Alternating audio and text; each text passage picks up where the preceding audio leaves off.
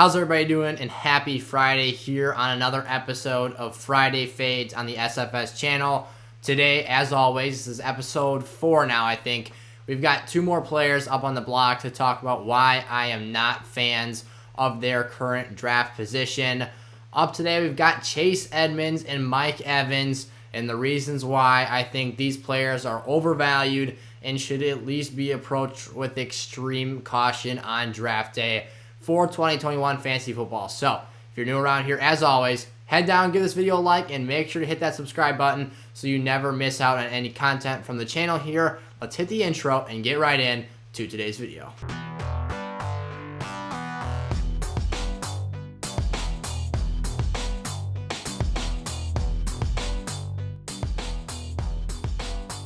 Alrighty, so I'm going to be looking to keep this video a bit shorter for you guys here on a Friday. As always, not trying to suck up too much of your time, but want to get you some quality information while you're around here. So remember, tomorrow, though, we will be adding an extra video to the weekly lineup with a second weekly mock draft. So we'll be putting those out on Mondays and Saturdays now. So be on the lookout for that.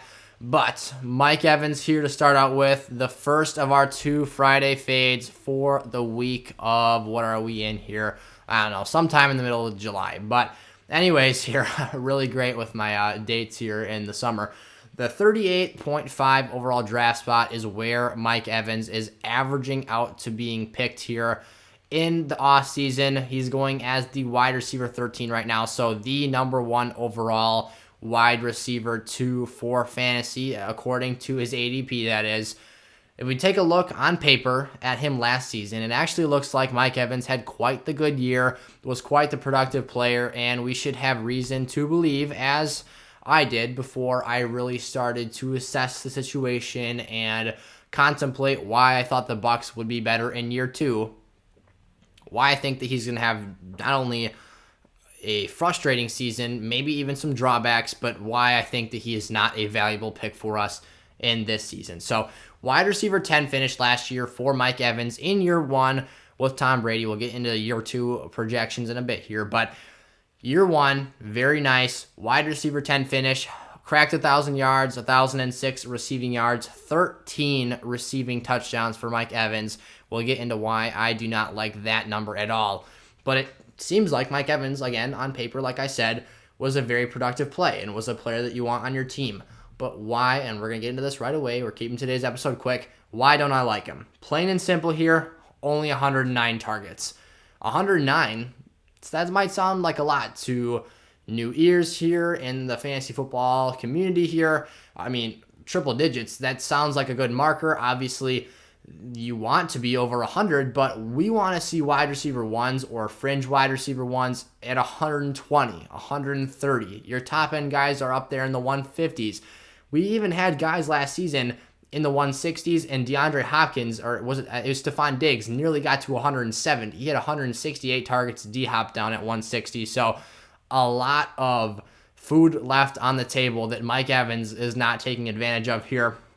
He only saw an 18% target share, and on those 109 targets, I should note, 70 receptions for Evans. So modest, and we have seen other players do elite fantasy numbers with that relatively same amount of production, but that's not the type of player Mike Evans is. He's not an explosive after-catch player. This is a jump ball, downfield, high point the pass, red zone threat, touchdown scorer. That's what Mike Evans' game is. 18% of the target share was all he could muster up. So literally not even 20% of the passes in the Tampa Bay offense were intended for Mike Evans last season.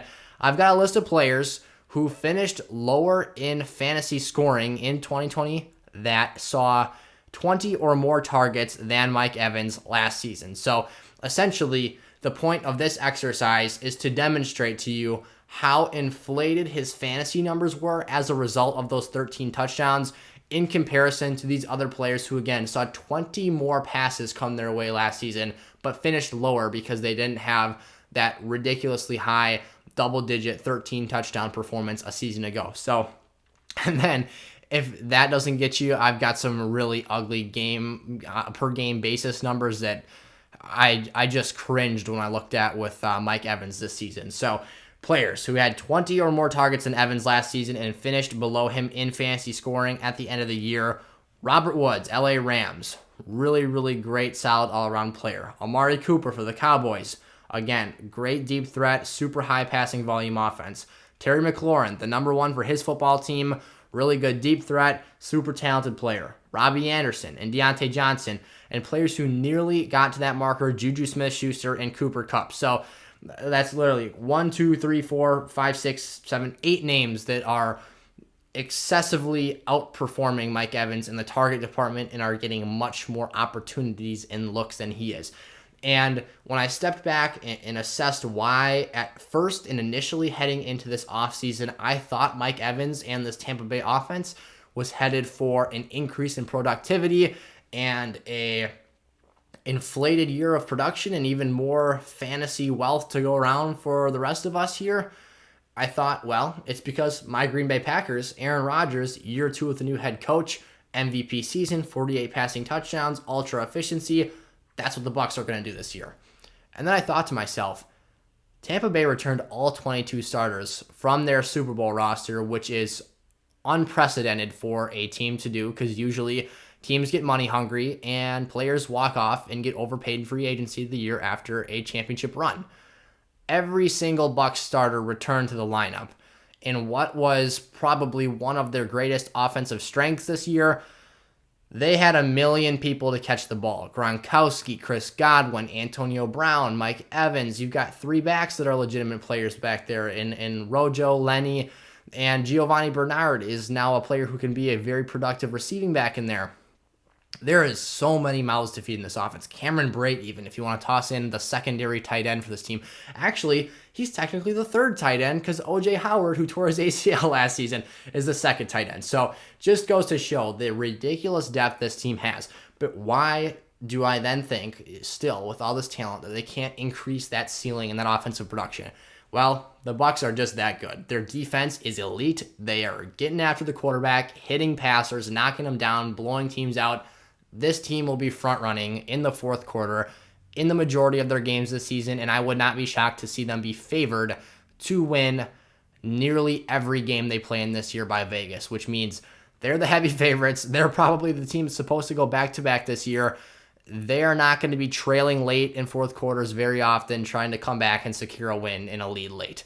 They're going to enter the 4th quarter with that lead, running the clock out, running the ball, and the key is here, not passing to Mike Evans, who already saw a very low share of that offensive production. The Bucs went 10-6 last year. They got off to a crazy shaky start. It was a roller coaster ride, and we got to the end of the year, and bam, couldn't stop them. But I just think that this team is going to be more consistent this year. They're going to have more steady, streamlined production, and they're just going to give us very predictable numbers game in and game out. They're going to be dominant through 3 quarters, whoop up on bad teams, and they'll play some close games this year, but the majority of the contests, they're not going to be trailing. This is not your Jameis Winston's Tampa Bay Buccaneers. Don't get me wrong here. Mike Evans was a freak of nature on that roster. Things have changed very much in the past 15 to 18 months here for this Bucs organization. They've done a complete 180 and are now one of the most terrifying threats for opposing teams. So let's just look at some of Mike Evans' games last season and why in a year when I think that his numbers in 2020 could potentially be better than the 2021 numbers that he is going to give us. Let's look at some of the games and how he found production in those performances. So the first thing I've got up for you, week 1 of the 2020 season, Mike Evans had a whopping 1 reception on 2 targets for 2 yards and a touchdown. That's touchdown dependency if I've ever seen it. In week 3, Mike Evans had a whopping 2 receptions for another 2 yards and 2 touchdowns. Literally, a goal line fade, just go up and catch the ball over the tiny corner. That is where the majority of his production is coming from. I got 3 more games for you. Week 6, 2 targets, 1 reception, 10 yards. That's 1 fantasy point. No touchdowns. Back to week 7, Mike Evans gave us a whopping 2 receptions, 37 yards once again.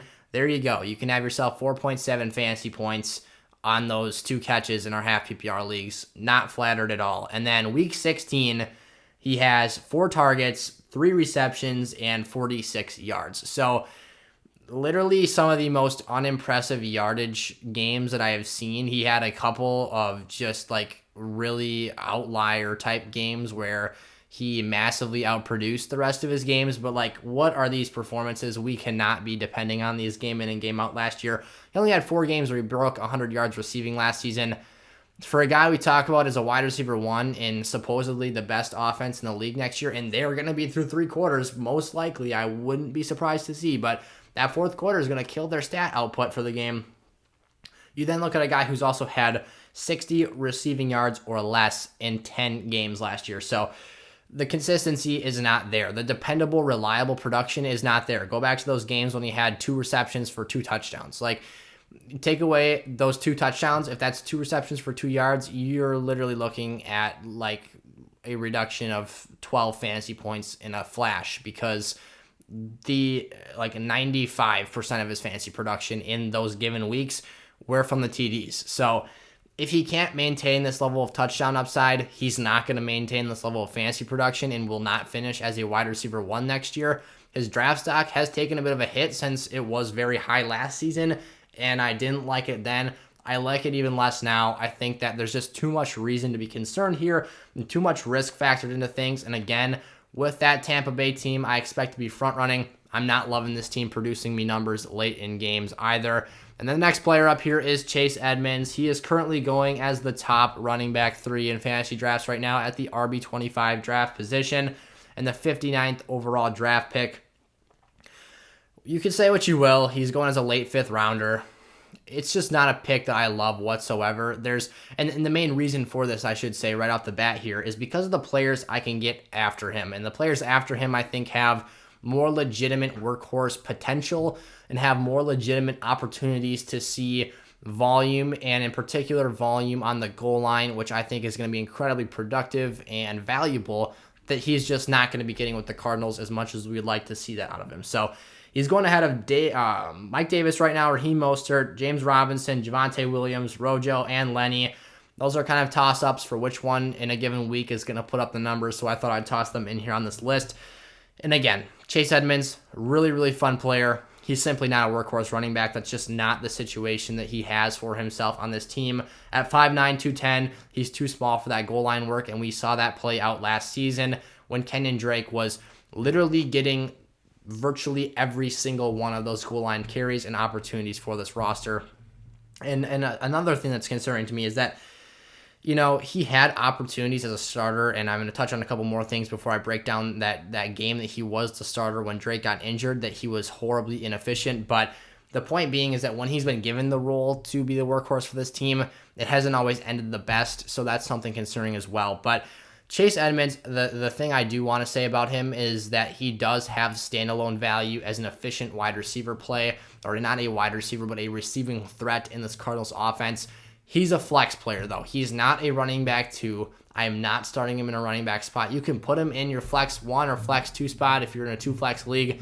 That's all cool, fine, awesome. He will get you numbers in the receiving game that will be good enough to put him in starting lineups. But again, he is not a running back 2 and someone who is being drafted dangerously close to that territory with players who much better, in my opinion, fulfill that RB2 role. He needs to be slid down the draft boards a touch here, and really we need to reassess the way that we're thinking about how Chase Edmonds can produce for us this season. So Drake went down in 2020. He missed 1 game. It actually looked like it was going to be quite the significant injury. Edmonds stepped in that game. It was week 8 last year. He had 28 total touches, 88 yards, and 0 touchdowns with a whopping 2.8 yards per touch. Not so great. Not efficient whatsoever. I was highly disappointed. I remember I had Chase Edmonds on my bench. I started him. Very big, underwhelming performance. It was a letdown. Not good. Didn't like to see that at all, especially in a game where you think he's going to step up, command some more of this offensive work share moving forward if he has a big game, and he was a dud. He let us down. The very next week, he goes back to that receiving role, that situational player. Boom, 9 touches only, so he literally dropped in touches by 19, and he goes for 77 yards and averages dang near 7 yards a touch. So the efficiency on less opportunities is much higher for Chase Edmonds, and The reasoning for that is that as a pure running back and as a rushing threat, he's just not that good. He's too small, can't break tackles, but if you can get him out in space, give him a pass or two, give him a reception in space, he gets yardage. He finds ways to be elusive enough, and when you can't get your hands on him, then that's when he becomes dangerous. But in between the tackles, he's not an effective runner. Defensive linemen can toss him around like a rag doll.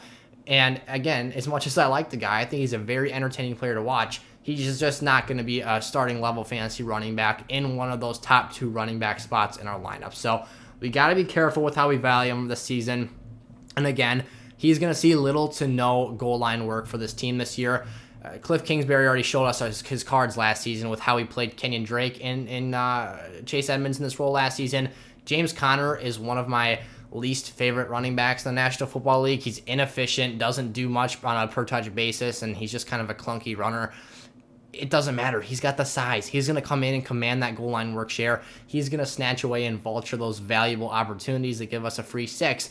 If you were just listening to that Mike Evans rant I just went on, touchdowns make all the difference, and if you're getting just crazy work share of them, which Connor literally might come in and just feast on touchdowns. Like, he's not going to be a great fantasy play himself, but he literally might come in and take next to every single one of these opportunities away from Edmonds this season, just because the difference in their skill set and their ability down in that area of the field. So I'm not too excited about drafting Chase Edmonds this year. Again, Mike Evans, Chase Edmonds in today's video. Fade them down your boards a bit. They've all got significant risk, and I would say limited upside for the situations they're playing in this season. Alrighty, that'll do it for another episode of Friday Fades here on the SFS channel. If you enjoyed today's video, make sure to hit us up with a like, and if you're new around here and you haven't subscribed already, be sure to do that. Join the community Discord, get involved, join the conversation. We'd love to have you talking some fantasy football with us and giving your opinions and asking whatever questions you've got for me and Eric and everything in between. So thank you all so much for tuning into today's video. Remember, I'll see you guys again tomorrow for our extra installment of mock drafts here on the channel, and I'll see you then. Peace out.